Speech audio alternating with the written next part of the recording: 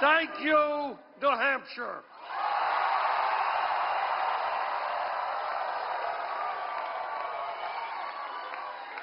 Shortly after the polls closed, Secretary Clinton called and was very gracious in her congratulations. I thank her for her call, and I congratulate her and her supporters for the vigorous campaign they ran in New Hampshire.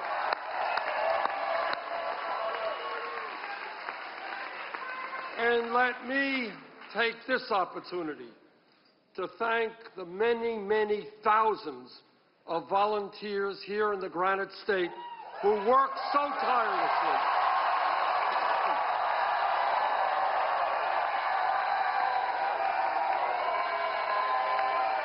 Our volunteers worked night and day, made phone calls, and knocked on a heck of a lot of doors. And we won because of your energy. Thank you all so much. And I want to thank Julia Barnes and our great campaign staff.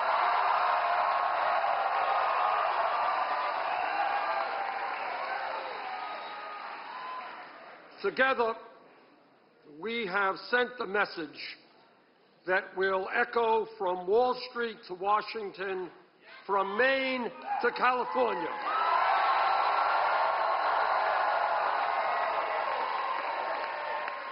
And that is that the government of our great country belongs to all of the people and not just a handful of wealthy campaign contributors and their super PACs.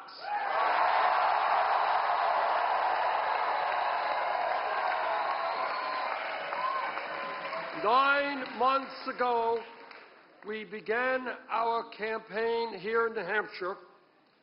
We had no campaign organization, we had no money, and we were taking on the most powerful political organization in the United States of America.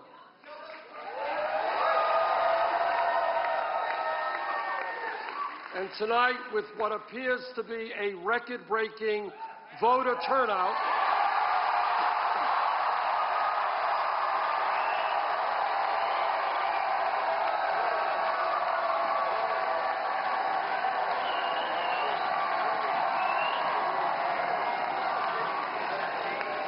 because of a huge voter turnout, and I say huge, we won because we harnessed the energy and the excitement that the Democratic Party will need to succeed in November.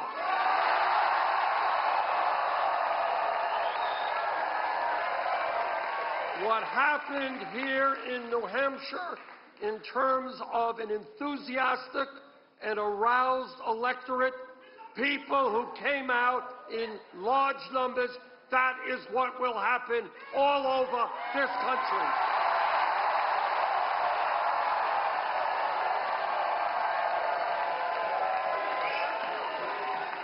And let us never forget, Democrats and progressives win when voter turnout is high. Republicans win when people are demoralized and voter turnout is low. Tonight, we serve notice to the political and economic establishment of this country that the American people will not continue to accept a corrupt campaign finance system that is undermining American democracy, and we will not accept a rigged economy in which ordinary Americans work longer hours for lower wages, while almost all new income and wealth goes to the top 1%.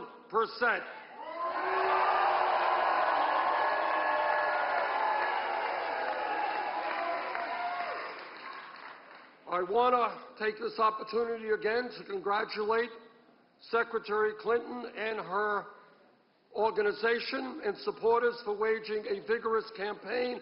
I hope that in the days ahead we can continue to wage a strong, issue-oriented campaign and bring new people into the political process.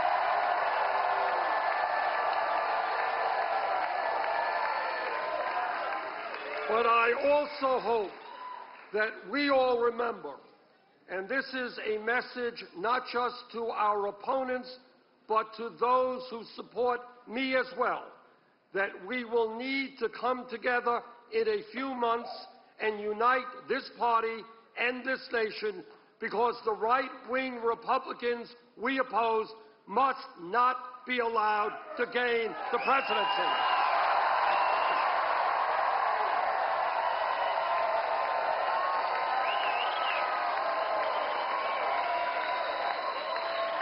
As we all remember, the last time Republicans occupied the White House, their trickle-down economic policies drove us into the worst economic downturn since the Depression of the 1930s. No, we will not allow huge tax breaks for billionaires. We will not allow huge cuts to Social Security, veterans' needs, Medicare, Medicaid, and education.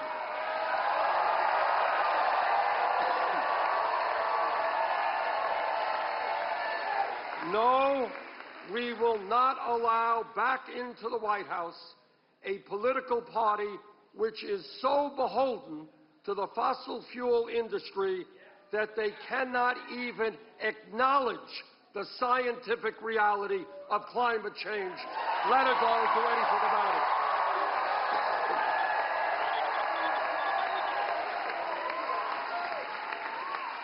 The people of New Hampshire have sent a profound message to the political establishment, to the economic establishment, and, by the way, to the media establishment.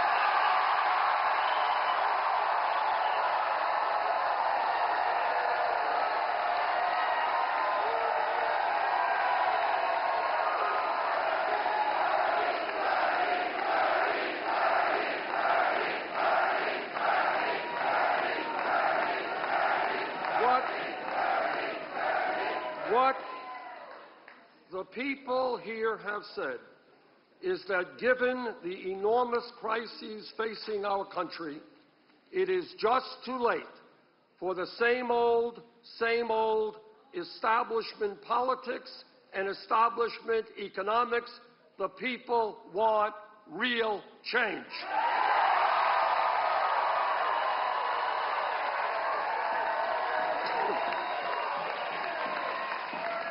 What the American people are saying, and by the way, I hear this not just from progressives, but from conservatives and from moderates, is that we can no longer continue to have a campaign finance system in which Wall Street and the billionaire class are able to buy elections.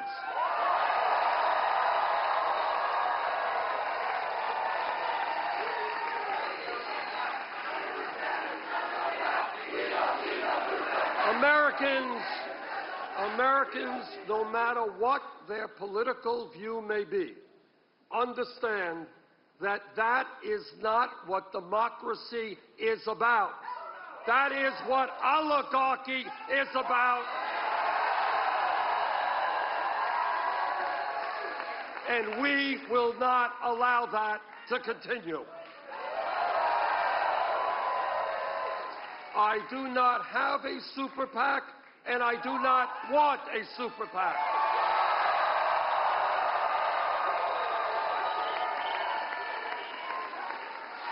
I am overwhelmed, and I am deeply moved, far more than I can express in words, by the fact that our campaign's financial support comes from more than 1 million Americans who have made more than $3 8.7 million individual contributions.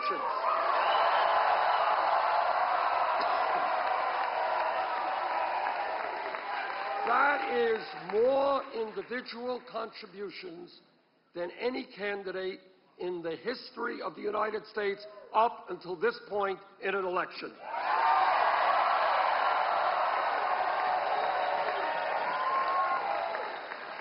And do you know what that average contribution was? $27.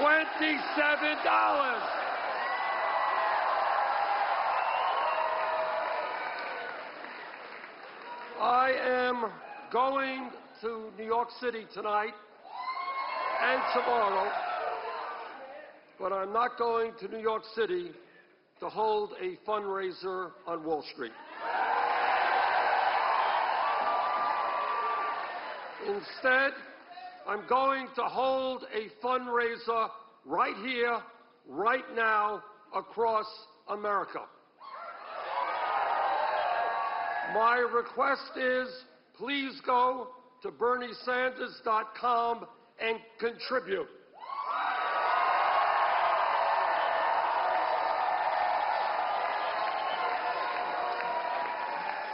Please help us raise the funds we need, whether it's $10 or $20 or $50. Help us raise the money we need to take the fight to Nevada, South Carolina, and the states on Super Tuesday.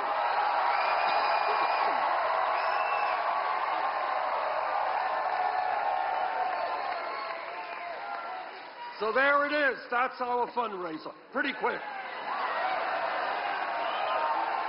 Now, what the American people understand is that our great country was based on a simple principle, and that principle is fairness. Let me be very clear. It is not fair when we have more income and wealth inequality today than almost any major country on earth, and when the top 0.1% now owns almost as much wealth as the bottom 90%. That's not fair. It is not fair when the 20 wealthiest people in this country now own more wealth than the bottom half of the American people. So you guys ready for a radical idea? Together, we are going to create an economy that works for all of us, not just the 1%.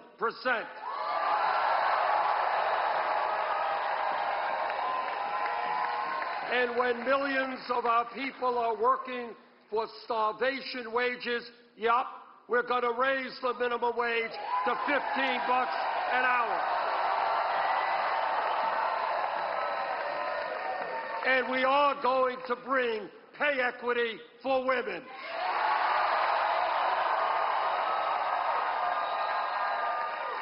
And when we need the best educated workforce in the world, yes, we are going to make public colleges and universities tuition-free.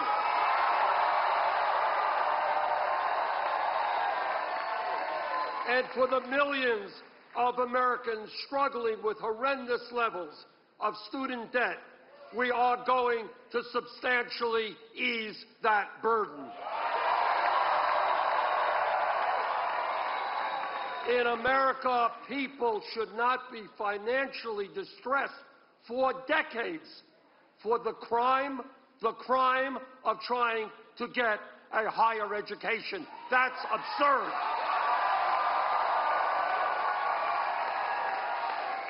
Well, my critics say, you know, Bernie, that's a great idea. You're into all this free stuff. How are you going to pay for it? I will tell you how we're going to pay for it. We're going to impose a tax on Wall Street speculation.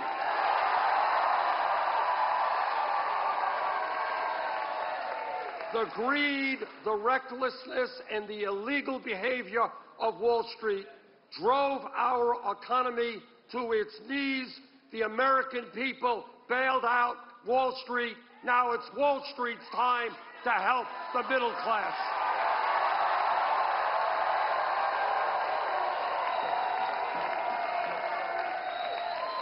And when we talk about transforming America, it means ending the disgrace of this country having more people in jail than any other country in the world, disproportionately African American and Latino.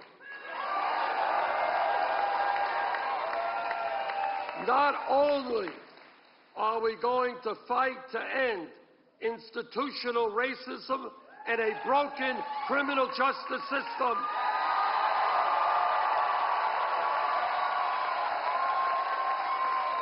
we are going to provide jobs and education for our young people, not jails and incarceration.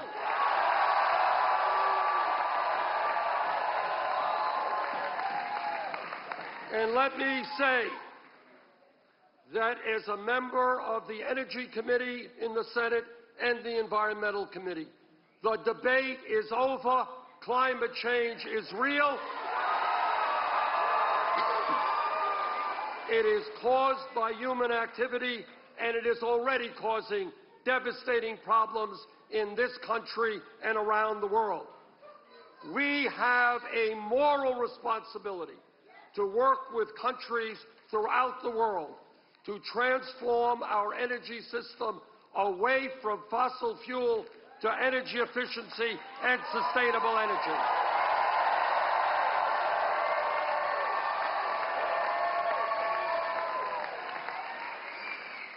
Now, I have been criticized during this campaign for many, many things.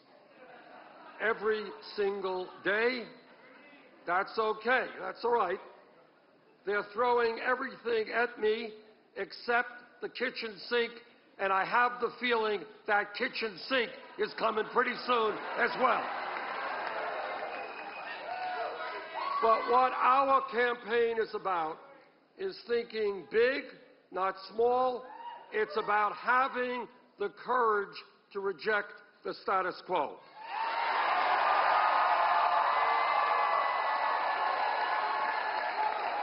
It's about saying that in a time when every major country on earth guarantees health care to all of their people, we should be doing the same in our great country.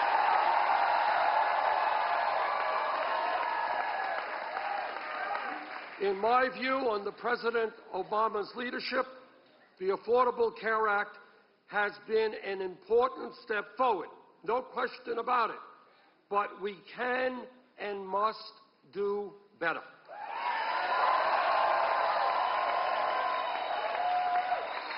$29 million Americans should not remain uninsured. An even greater number should not be underinsured with large deductibles and co-payments.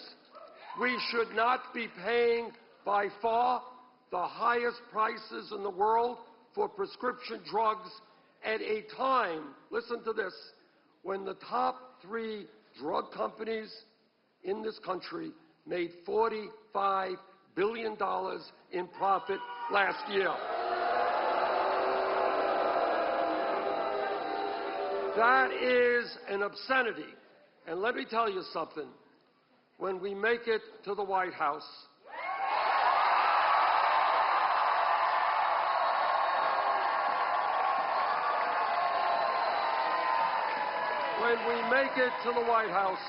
the pharmaceutical industry will not continue to rip off the American people.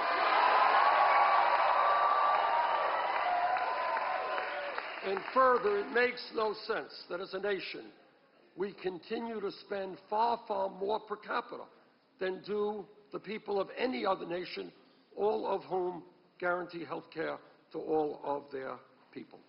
And that is why I believe in a Medicare for all single-payer program.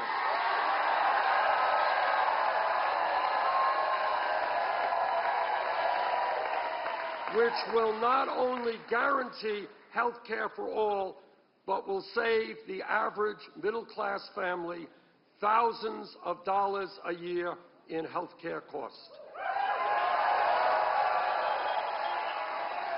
My friends, we all know that we live in a dangerous and complex world. As president, I will defend this nation, but I will do it responsibly. I voted against the war in Iraq.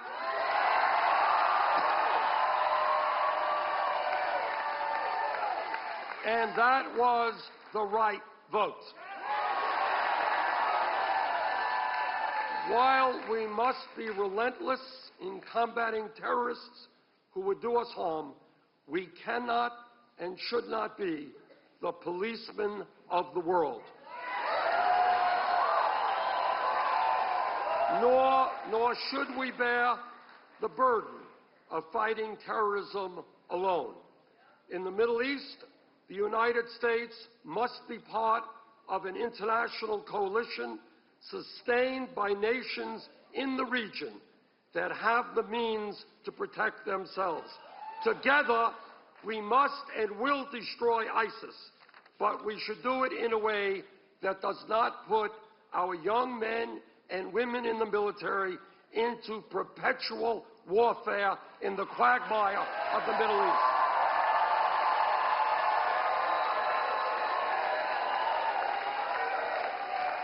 My friends, we must fix our broken immigration system that divides families and create a path toward citizenship for hard-working people who are living in the shadows. We must strengthen and expand Social Security and increase the benefits that seniors and disabled vets receive so that people can live in dignity in their retirement.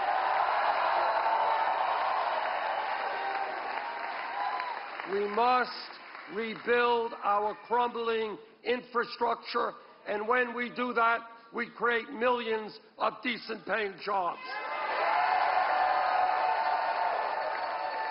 We must pursue the fight for women's rights, for gay rights, for disability rights.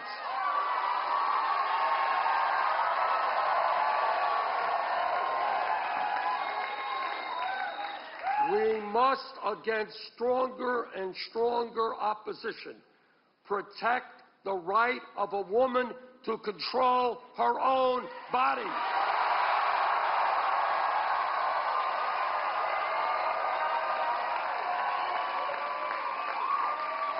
And we must protect the men and women who serve our nation in uniform and protect our veterans who put their lives on the line to defend us.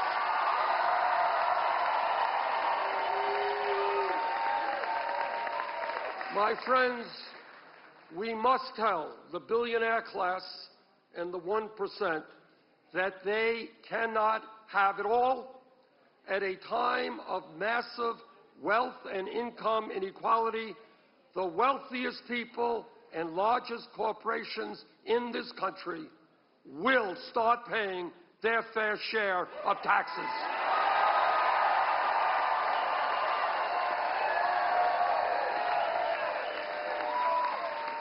My friends,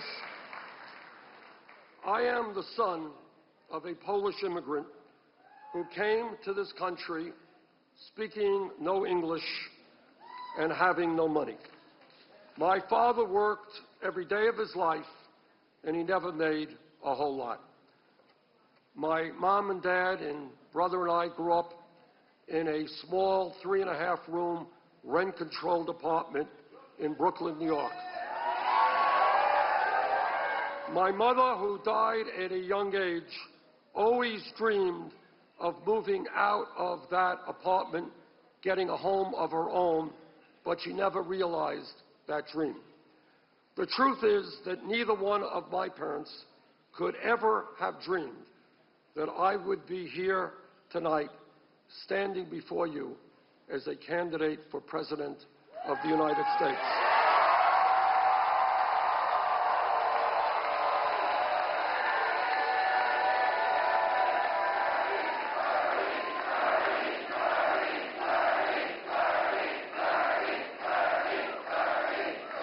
This is the promise of America, and this is the promise we must keep alive for future generations. What began last week in Iowa, what voters here in New Hampshire confirmed tonight, is nothing short of the beginning of a political revolution.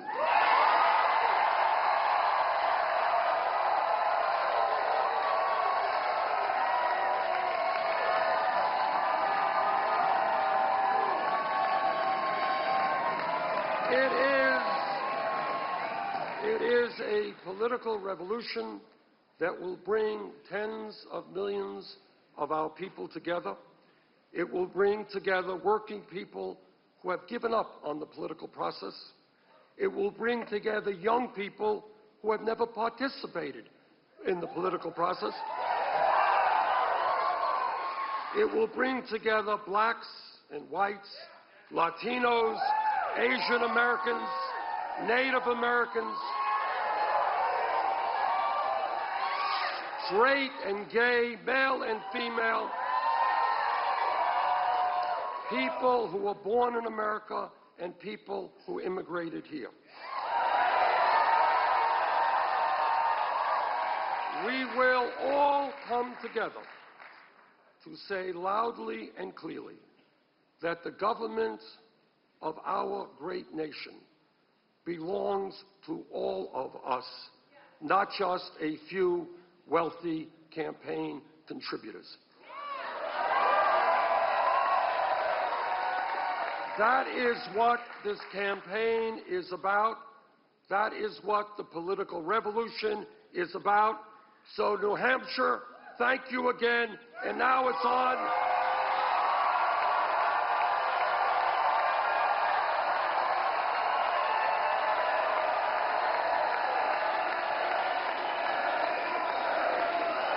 Thank you, New Hampshire. And now it's on to Nevada, South Carolina, and beyond.